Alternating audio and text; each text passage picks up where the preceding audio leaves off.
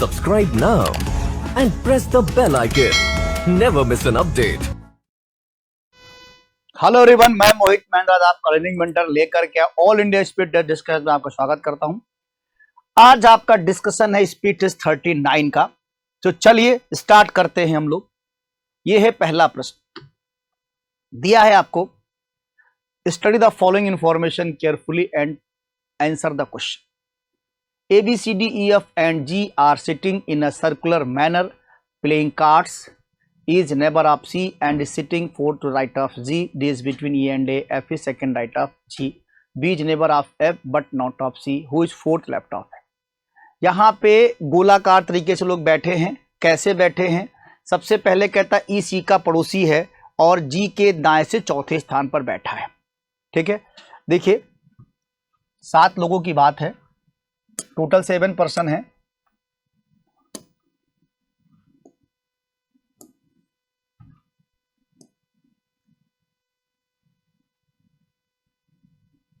इस तरह से कर लेते हैं, 1 2 3 4 5 6 7 लोगों को मैंने बैठा दिया। अब वो कहता है कि is neighbour of C and sitting fourth right of G. चलिए मैं यहां पे अगर जी को रखता हूं 1 2 3 4, यहां पे आपका कौन बैठा है? एफ। ठीक है, sorry, right of ji.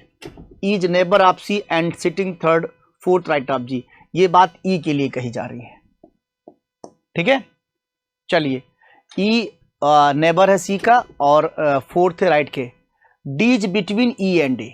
D जो है ई और ए के बीच में है। अब डी जो है ई और ए के बीच में है तो हो सकता है डी हमारा यहां पर हो, ए यहां पर हो। डी जो है ई और ए के बीच में इधर भी हो सकता है। ठीक है, और ई जो है नेबर सी का, तो ई नेबर सी का तो आप सी यहां कर सकते हैं। ठीक, अच्छा, उसके बाद दिया F is second right of G. अब देखिए ये मामला हो रहा है गलत।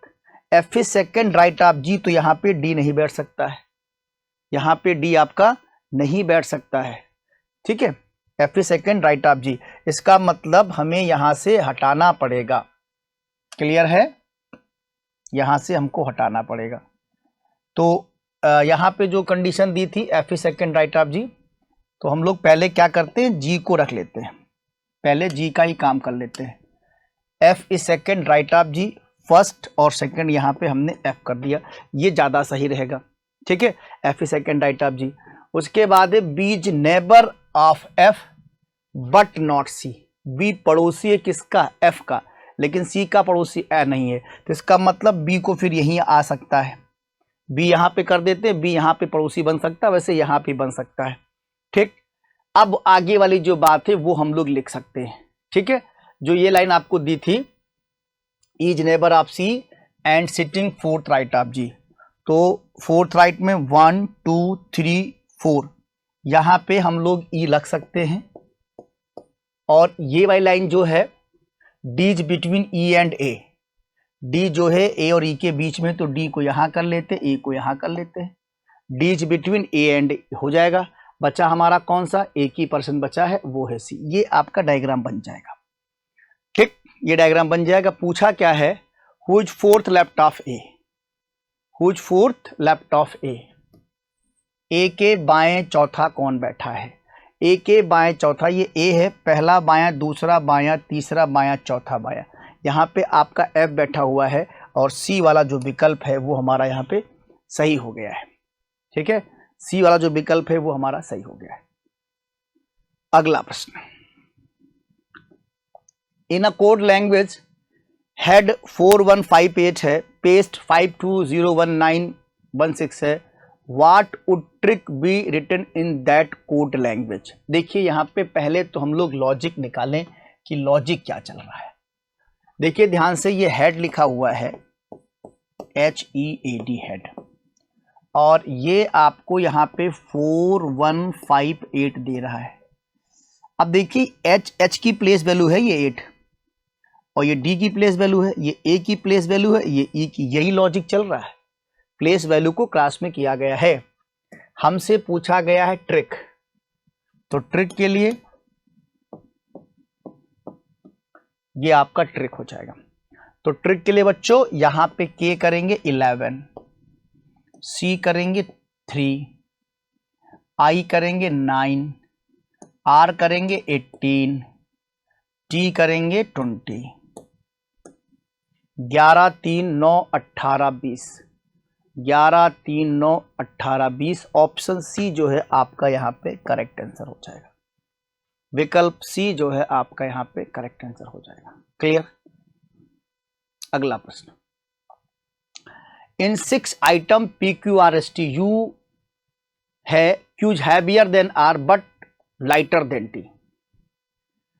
S is lighter than T but heavier than U. P is lighter than Q but heavier than S. Which item is the second heaviest?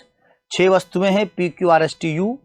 Q R से भारी लेकिन T से हल्का है, S T से हल्का लेकिन U से भारी है, P Q से हल्का लेकिन S से भारी। तो कौन सी वस्तु दूसरा सबसे भारी है? चलिए आइए, पहले कंडीशन में क्या है कि Q हैवियर है R से बट लाइटर देन T से। तो Q जो है हैवियर है R से बट लाइटर है किससे? T से। ये कंडीशन बनेगी आपकी। फिर कहता है S lighter than T but heavier than U। T heavier है किससे? हैवियर है U से हैवियर है।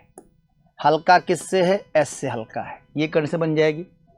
P is lighter than Q but heavier than S, heavier than S और लाइटर देन P। ये आपका बन जाएगा। अब इनको हम एक बार सीक्वेंस में लगाते हैं। तो लगाने पे T ग्रेटर देन Q यहाँ पे दिया हुआ है, तो T ग्रेटर देन Q कर देते हैं। उसके बाद है यहाँ पे Q greater than P, last का क्या था हमारा? P is lighter than Q but heavier than S। P is lighter than Q, P lighter than Q but heavier than S। ये मैंने गलत बना दिया है।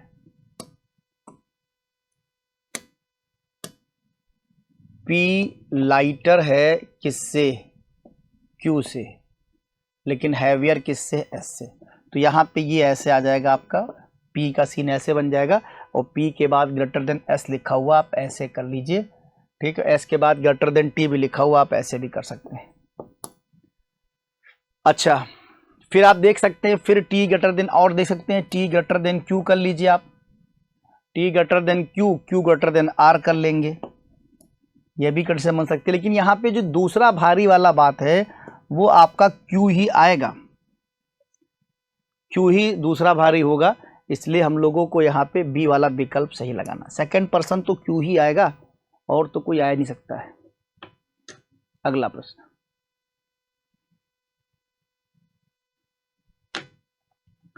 Find the odd number pair from the given alternative. दिए गए विकल्पों में से विषम संख्या युग्म ज्ञात कीजिए।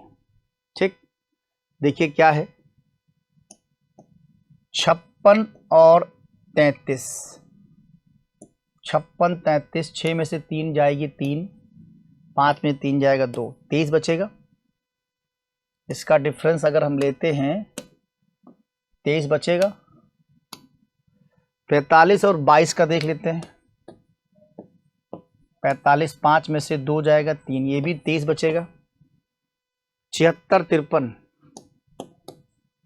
76 और 53, 6 में से 3 जाएगा 3, 7 में से 2 जाएगा 23 बचेगा। 65 47, 15 में से 7 जाएगी 8, ठीक, 5 में 4 जाएगा 18। तो ये आपका क्या है? अलग हो जाएगा। ठीक है, 15 में से 7 जाएगी 8, 5 में 4 जाएगा 18। ये वाला अलग हो जाएगा। डी वाला जो विकल्प है वो आपका यहाँ पे अलग हो जाएगा। क्लियर है? डी वाला जो विकल्प है वो अलग हो जाएगा। देखिए इस डायग्राम को, select the from the option the figure that will come next in the given series. विकल्पों में से वो आकृति चुने जो दी गई श्रृंखला में आगे आएगी। ये देखिए, इसको सीरीज चल रही है यहाँ पे। ठीक है, सीरीज में आप देखिए ये एरो है और ये है, आपस में इंटरचेंज कर दिया है और ये चेंज हो गया है इंटरचेंज करा करके।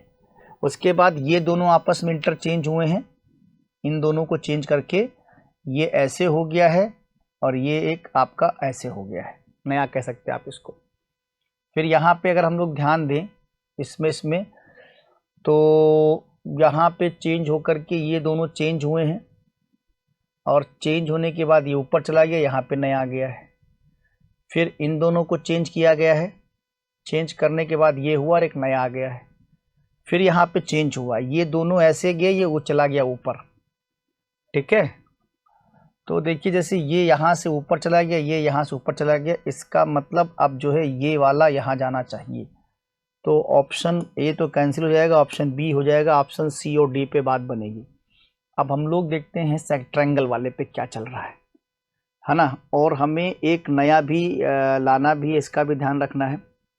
जैसे ये वाला चीज़ यहाँ चली गई थी आपके साथ और ये वाली चीज़ यहाँ चली गई, तब सी वाली यहाँ पे जानी चाहिए। तो ऑप्शन सी यहाँ पे सही हो जाएगा। क्लियर है, ऑप्शन सी वाला विकल्प आपका हो जाएगा सही। Select the option figure is in which the figure x embedded. उस विकल्प आकृति का चयन करें जिसमें दी गई आकृति आपकी सन्निहित है। ठीक है, देखो ये वाला डायग्राम हमको यहाँ पे जाके छिपाना है, डायग्राम को छिपाना है। तो ये हमको लगता है यही आपका डायग्राम हो पाएगा। इसको हम ऐसे कर लेते हैं, ऐसे कर लेते हैं, ऐसे कर लेते हैं। 36 का सी वाला विकल्प आपका सही हो जाएगा। 36 का सी जो है विकल्प आपका सही हो जाएगा। Select the option that is related to the third term in the same way as the second term is related to the first term।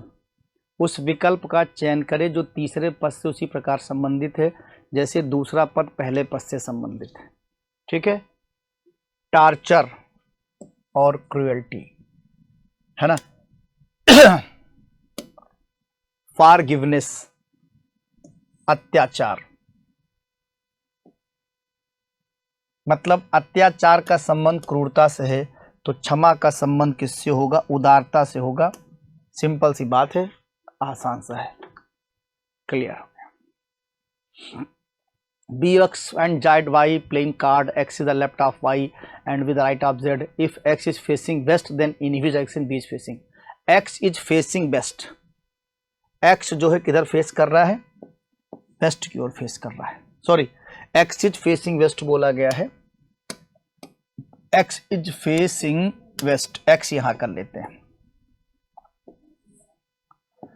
तो एक्स इज फेसिंग वेस्ट हो गया है और कहता है X is the left of Y, X is the left of Y. तो Y यहां हो जाएगा क्योंकि वाई के लेफ्ट में एक्स आ जाएगा, X left of Y and V is the right of Z. तो v is the right of z, ये आपका बनेगा। क्या पूछा है, in which direction v is facing. v किधर देख रहा भैया, v आपका देख रहा है किधर, नॉर्थ की ओर। तो v वाला जो विकल्प है वो आपका सही हो जाएगा। ठीक है,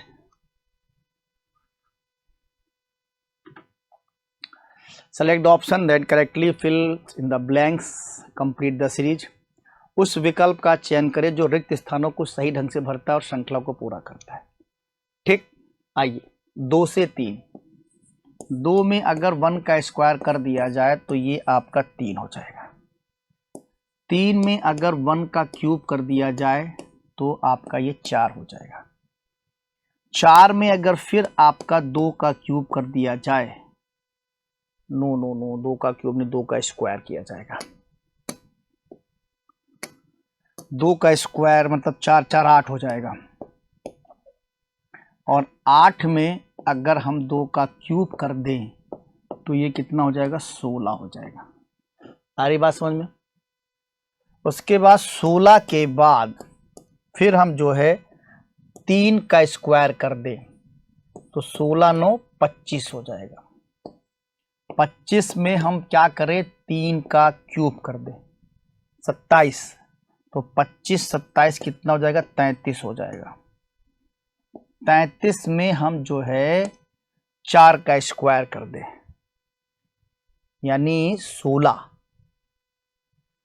सॉरी 1 1 2 3, 1 1 2 2 3 3 4 तो 4 का स्क्वायर अगर हम करते हैं तो आपका मिलेगा